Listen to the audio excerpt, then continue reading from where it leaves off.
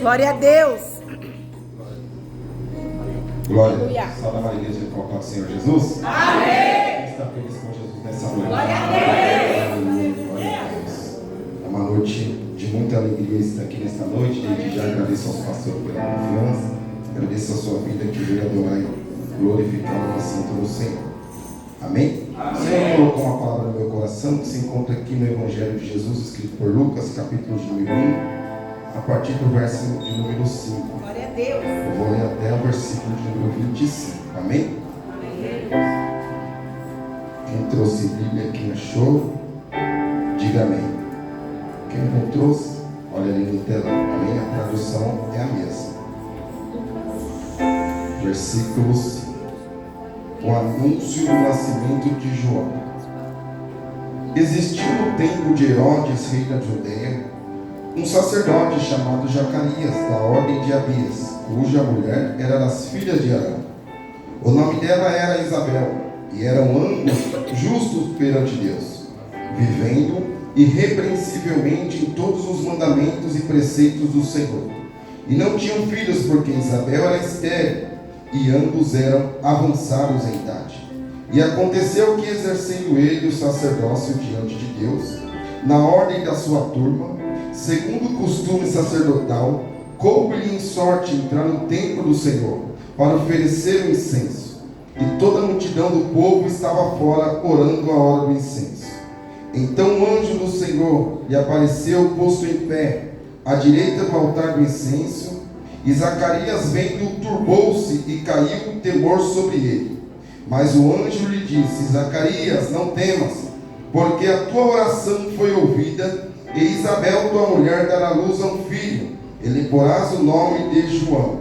E terá prazer e alegria, e muitos se alegrarão no seu nascimento, porque será grande diante do Senhor, e não beberá vinho, nem bebida forte, e será cheio do Espírito Santo, já desde o ventre da sua mãe, e converterá muitos dos filhos de Israel ao Senhor, seu Deus.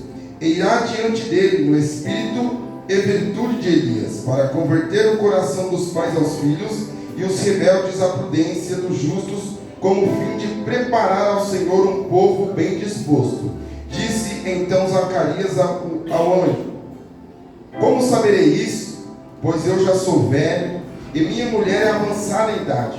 E respondendo o anjo, disse-lhe: Eu sou Gabriel, que assisto diante de Deus, e fui enviado a falar-te e dar-te estas alegres novas. Todavia ficarás mudo e não poderás falar, até ao dia em que estas coisas aconteçam. Portanto, não creste na minha palavra, que a seu tempo se hão de cumprir. E o povo estava esperando a Zacarias, e maravilhava-se de que tanto demorava no tempo. E saindo ele, não lhe podias falar, entendendo que tivera alguma visão no templo, e falava por acenos, e ficou mudo. E sucedeu que, terminando os dias do seu ministério, voltou para sua casa. E depois daqueles dias, Isabel, sua mulher, concebeu, e por 5 meses se ocultou, dizendo: Assim me fez o Senhor nos dias em que atentou em mim, para destruir o meu opróbrio entre os homens. Amém? Pode se assentar e glorificar o nome santo do Senhor Jesus. Aleluia. Eu pedi uma palavra para o Senhor, e o Senhor colocou essa palavra no meu coração, para falar com a amada igreja nessa noite. Aleluia. Lucas, ele vai escrever, ele vai falar sobre o Evangelho de Jesus.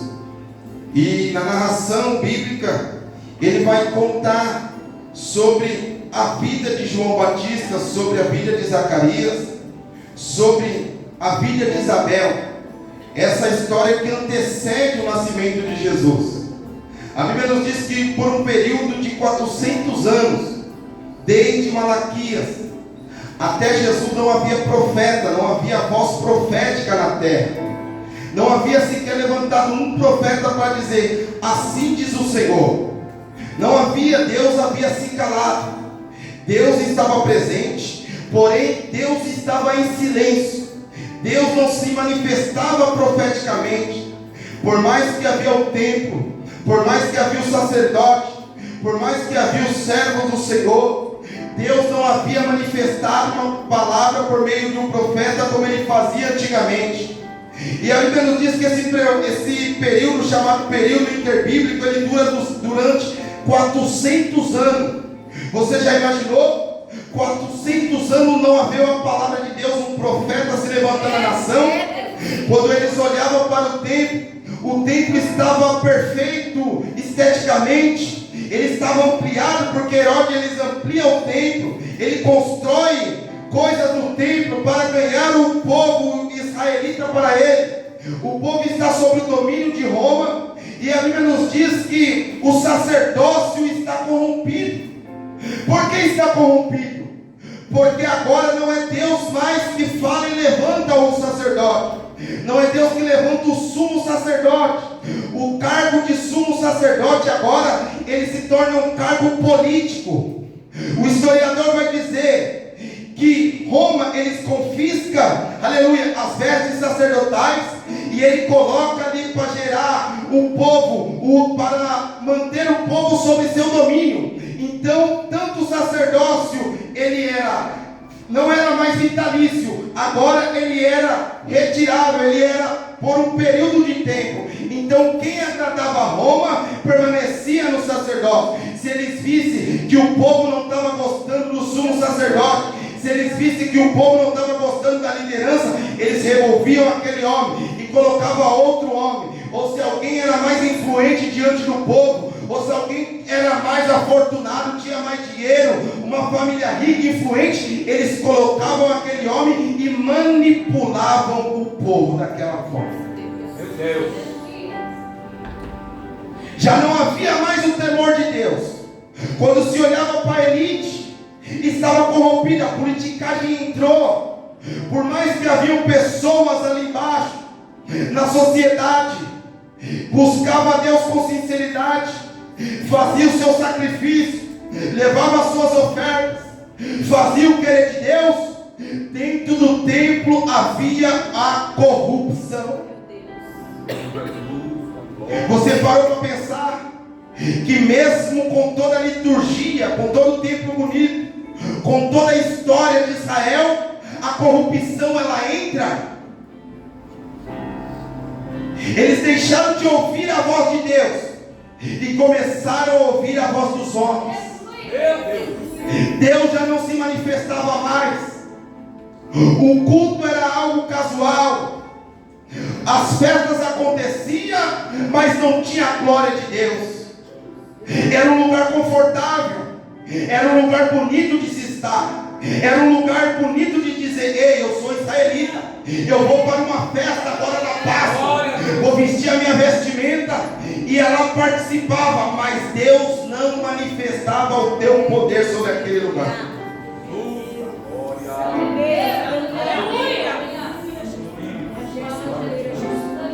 E é nesse cenário que Deus vai levantar, que Deus ele vai olhar, que mesmo com toda a corrupção, com mesmo as pessoas fazendo as coisas erradas, ainda havia alguém fazendo a diferença.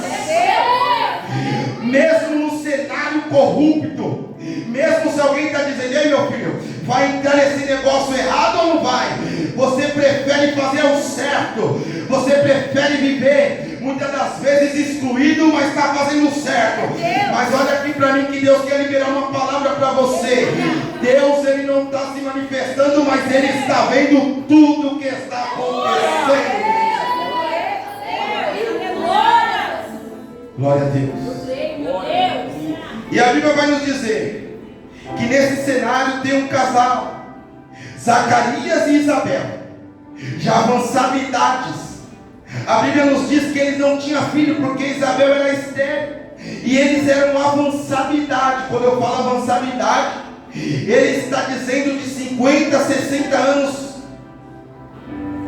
Mas eles não saíam do templo, eles não largavam, aleluia, o seu ofício. E o que me chama a atenção é que naqueles dias havia 24 turnos de sacerdote, mas aproximadamente 20 mil homens. Você já parou para pensar? Cada turno de sacerdote podia servir uma semana no ano, até vezes 2. Então cada ofício era por sorte. Quando caía a sorte naquela turma, entrava aquela equipe de sacerdote. Vou dar um exemplo de 100. E quando entrava aqueles 100, eles tiravam outra sorte e dizia: você vai oferecer sacrifício. Tirava outra sorte: você vai recolher as cinzas do altar. Tirava outra sorte: você vai oferecer, vai colocar azeite no candelabro. E o outro colocava o azeite no incenso, o incensário. Era limitado. Tinha sacerdote que passava a vida inteira e nunca era escolhido. Aleluia. Mas Deus, Ele está olhando, Ele está no controle de tudo. Deus, Ele está no controle de tudo. Nada que acontece é por acaso. Deus está dizendo para você, meu filho: eu estou no controle de tudo. Eu estou movimentando o céu, e na hora certa eu vou liberar algo sobre a tua vida.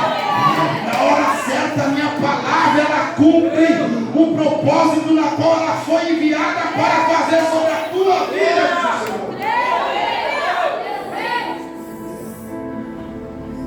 E a Bíblia nos diz que ele já era avançado em idade. Tem mais. O sacerdote começava a servir de 20 anos, ele começava como auxiliar. Os 30 era a idade madura, que ele já poderia oferecer sacrifício, servir até 50 anos, 20 anos. Depois disso ele podia ser jubilado. Ele falava: não, vou me aposentar, não quero mais. Então não era uma obrigação depois dos 50 estar no templo, mas a idade está avançada.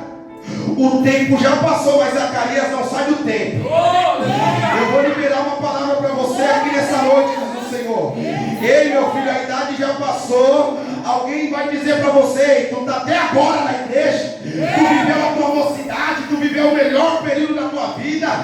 A velhice já apareceu, as rugas já começou a aparecer, o cabelo já está branco, você já não consegue caminhar direito, mas você não sai da igreja. Não sai, sabe por quê? Porque existe uma promessa sobre a minha vida. Existe uma promessa sobre a tua vida, diz o Senhor, e no tempo certo Ele há de realizar.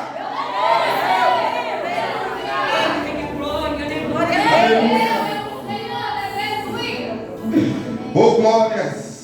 Deus está aqui nessa noite. Ele está aqui, aleluia. Você crê que Ele está aqui? 20 mil, imagina, pastor. É muita gente ou não é? 20 mil homens. Cada turma, 24 turmas. Além daqueles lá, tinha mais 100, 200 até para mais, dependendo da turma. Uma semana só você vinha servir.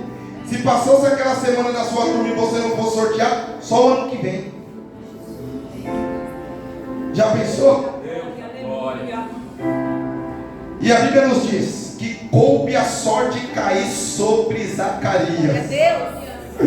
Aleluia. Não é sorte que está sobre a tua vida, é o Kairos de Deus. Sabe o que é Kairos?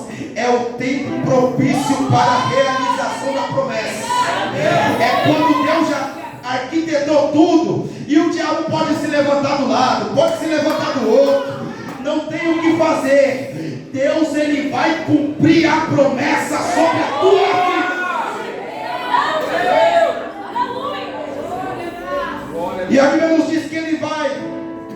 O sacerdote pega o altar, coloca a lenha sobre o altar lá fora, lá no pátio. Ele pega o fogo, pega aquela brasa do sacrifício, ele pega aquela pá, pega o incensário, entra para dentro do santo lugar. Quando ele entra dentro do santo lugar, tem a mesa da preposição, tem o menorá. O outro sacerdote acende o menorá e ele sai. Quando ele recebe aquelas brasas vivas diante do altar, ele coloca sobre o incenso da oração. Ele coloca aquelas brasas vivas. Então ele pega o incenso e derrama sobre o altar, simbolizando a oração dos santos. E sabe o que me chama a atenção? É que esse incenso não era qualquer um, pastor. Esse incenso era um incenso diferente.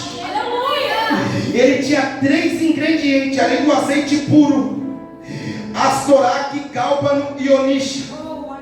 Aleluia. Astoraque, ele era um arbusto, que quando ele saía para pegar aquele arbusto, ele dava voluntariamente. Aquele homem que chegava, o perfumista, para pegar, ele pegava aquelas gotas e guardava. Ele pegava aquelas gotículas e guardava.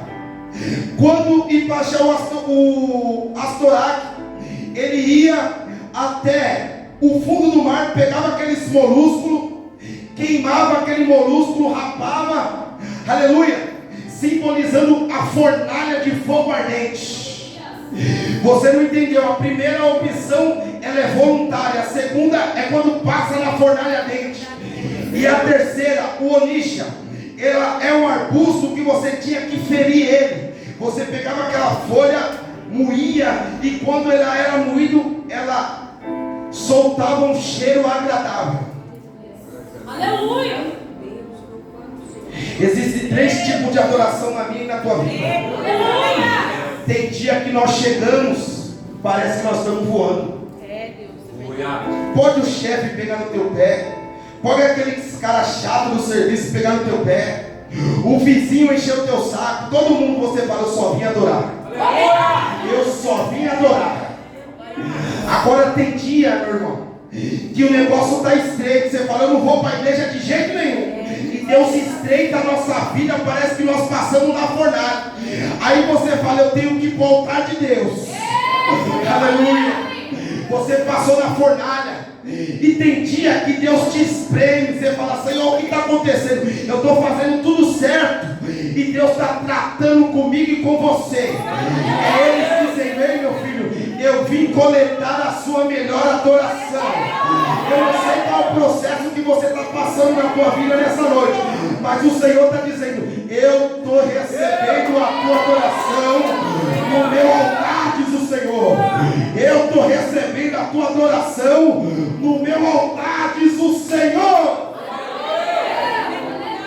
Glória a Deus! Glória! Quando Zacarias oferece o incenso, aquela fumaça ela sobe. Quando ela sobe, representando a oração do povo. A oração do povo, a Bíblia nos diz que o anjo diz: Zacarias, a tua oração foi ouvida. Deus tem resposta para alguém nessa noite. Deus, ele tem resposta para mim e para você. Quando a adoração verdadeira ela sobe, Deus imediatamente ele manda a resposta. Por mais que, aleluia, por mais que o tempo de silêncio foi grande, Deus está dizendo: a oração chegou até mim e eu estou enviando resposta para alguém nessa noite.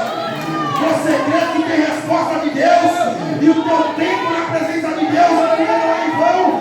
Deus, ele tem resposta para você. Aleluia. Ele tem resposta, meu irmão. Ele ainda ouve aquelas orações antigas. Ele está te fazendo lembrar: ei, meu filho, eu não me esqueci daquela promessa que eu fiz para você. Eu não me esqueci. Se você está aí hoje, se você está no lugar que você está, Deus está dizendo: eu cumpro a promessa. Talvez o médico disse: não vai acontecer. O juiz decretou a causa e disse: daqui não sai. Deus está dizendo: quem manda ainda sou eu. Eu estou no controle de tudo. E quando chega o kairos de Deus, quando chega o tempo de Deus, não há ninguém que possa impedir, diz o Senhor.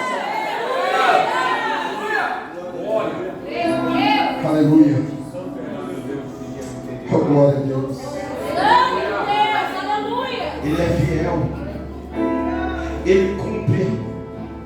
Ele cumpre sobre a minha e sobre a tua vida. Aleluia! Existem momentos na nossa vida que Deus ele tem que cumprir a promessa. Deus ele determina um tempo específico na nossa vida, meu irmão, que não tem mais para onde correr. Talvez você chegou aqui nessa última quinta-feira e falou: Deus, eu não vou conseguir chegar no final do ano. E hoje já é o mês de dezembro e você está, eu não sei do jeito que você está. Se você está cheio, se você está fraco, se você está cochilando em dois pensamentos, eu não sei, mas Deus te trouxe aqui nessa noite. Se Ele te trouxe aqui, não é porque você veio por em vão, não. É porque Ele escolheu o tempo oportuno para cumprir a promessa sobre a tua vida.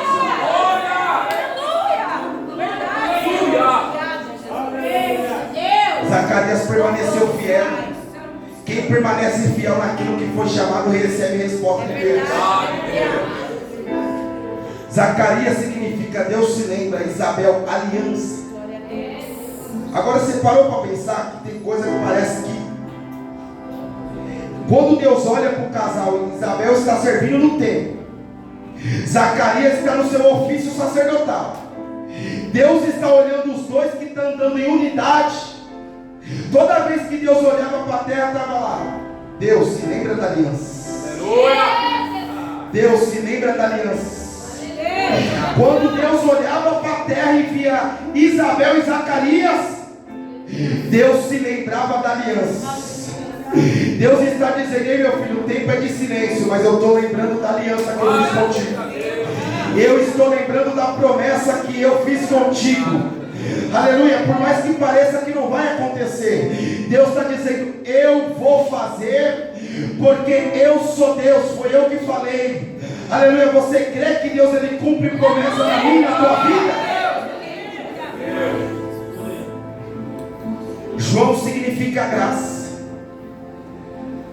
Deus se lembra da aliança e concede graça. Graça, meu irmão, é quando nós não merecemos. Ninguém merece. Não, mas eu fiz teologia, eu estudei, eu falo grego, hebraico, aramaico, eu conheço a Bíblia de Gênesis e Apocalipse, eu canto bem, faço isso, faço aquilo, aquilo outro, eu ajudo os pobres, eu entrego alimento, eu entrego vestimenta, mas o Senhor está dizendo: é a minha graça sobre a tua vida, é eu que te sustento, meu filho. Você não faz nada pela força do teu braço. Eu não faço nada pela força do meu braço. Se Deus colocou você naquele trabalho, é a graça de Deus. Se Deus te deu essa família, é a graça de Deus. Se Deus te deu esse matrimônio, é a graça de Deus. Aleluia, Deus está dizendo: a minha graça te basta. A minha graça te basta. Se você chegou aqui hoje, Deus está dizendo: a minha graça te basta. Se você está aqui hoje, Deus está dizendo: a minha graça te basta. Aleluia. Glória a Deus. Graças te damos, Jesus. Enquanto o altar estiver aceso e haverá brasas, meu irmão. Aleluia. A nossa oração tem que subir pura e agradável diante de Deus. Se você está no lugar certo, na qual você foi chamado, fazendo aquilo que Deus te mandou, Deus está dizendo: eu tenho resposta para você. Eu tenho resposta para a tua vida. Eu vou cumprir e vou tirar a tua vergonha. Isabel, a Bíblia nos diz que Isabel, ela diz: Deus tirou o meu opróbrio diante dos homens. Por mais que ela servia, por mais que Zacarias servia, alguém está olhando e está dizendo: olha lá, não gera, olha lá, não faz. Sempre tem um dedo acusador, sempre tem alguém usado pelo inimigo para apontar, para falar mal. Mas o Senhor está dizendo: eu vou tirar a tua vergonha diante dos homens, eu vou te exaltar diante dos homens, para mostrar que eu sou Deus na tua vida.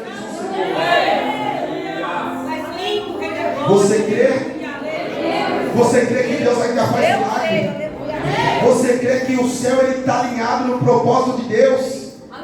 Quando a terra ela ora, ela clama, ela chora, Deus envia respostas sobre a nossa vida.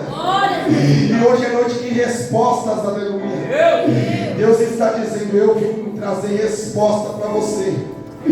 Quem crê que tem resposta de Deus aqui nessa noite? Aleluia. Então bate palma para o Senhor Jesus. Aleluia. Glória a Deus. Pode fazer